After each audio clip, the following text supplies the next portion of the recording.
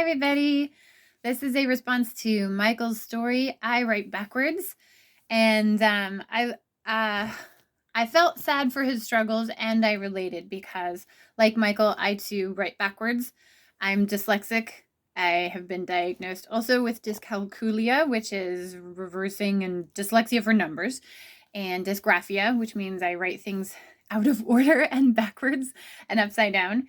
And for me, I think that gives me special abilities. I can look at things in ways that other people tend not to be able to. And I had similar struggles to Michael in my dyslexia and constantly trying to avoid being put into special education because of the stigma related to it. And because I didn't think, like him, I was going to be offered the education that I needed in those spaces. The difference for me is that I was dyslexic in the 1980s.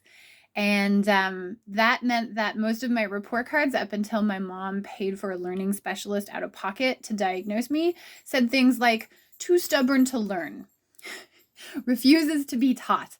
And there were a lot of F's on my report cards. And there was a lot of confusion about the person that my mom knew me as and the person that was being reflected on my report cards.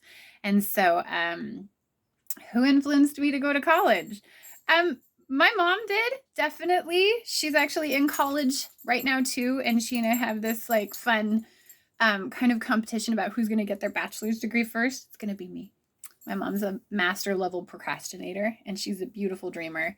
Um, but yeah, my mom did. And then, what got me to university was that during the pandemic, I lost my job. I was a dance teacher, and I had about 200 students. And then the pandemic hit, and I had 37 online, and I went from, kind of okay money, livable money, to almost none.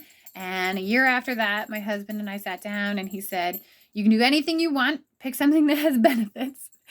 You need to go back to college. And I was like, okay, I want to be a teacher. I've always taught. It would be nice to have benefits. It would be nice to have a retirement account. It would be nice to have some stability and not have things like pulled out from under me. It would be nice to have sick pay, which I've never had.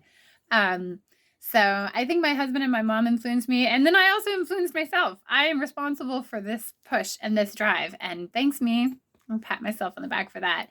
The messages that I received about college generally were that they were not for me. That is very hard, and it's not going to be possible for somebody who has the learning differences that I have. And so, particularly university had this like stigma against it, or this lore around it, that it was impossible for me, not just through my learning differences, but also monetarily, because I don't have a lot of money. I didn't grow up with money. I grew up on food stamps and the government cheese. And I'm thankful for the privilege of that because my mom was a citizen. That's not something that everybody has. But there was a lot of instability and a lot of not having things when I was a kid. How are they encouraging or discouraging? That's been covered. The most surprising thing about university to me is that I can do it. I think I'm generally viewed as somebody who's pretty intelligent. And it's surprising to me how many different forms of learning are welcome. We have conversational learning, we have writing learning, we have reading learning, we have discussion learning. That's pretty surprising. And also, being in school right now and working to become a teacher, particularly for public school, I feel like I'm on the forefront of an educational revolution that's happening. And that surprised me in an exciting way. I can't wait to get my own classroom and start busting down barriers.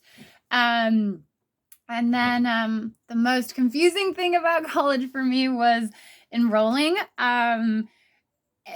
I don't know how to do this stuff. I'm the first person in my family to ever go to university, except for my mom, because she's there too.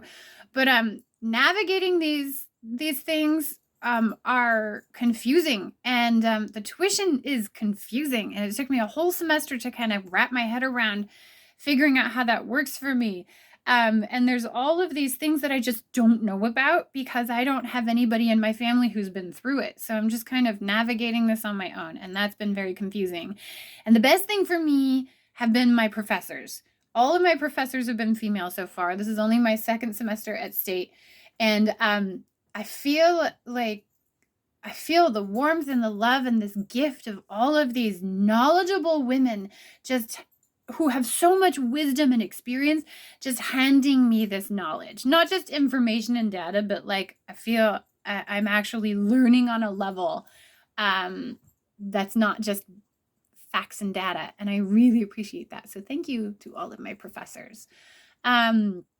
What do you think are the main obstacles for people in my community? Again, I think people who come from families who have never gone to college, the obstacles are trying to figure out how to navigate this. Like when I registered, I thought that SF State was going to cost me $17,000 a year.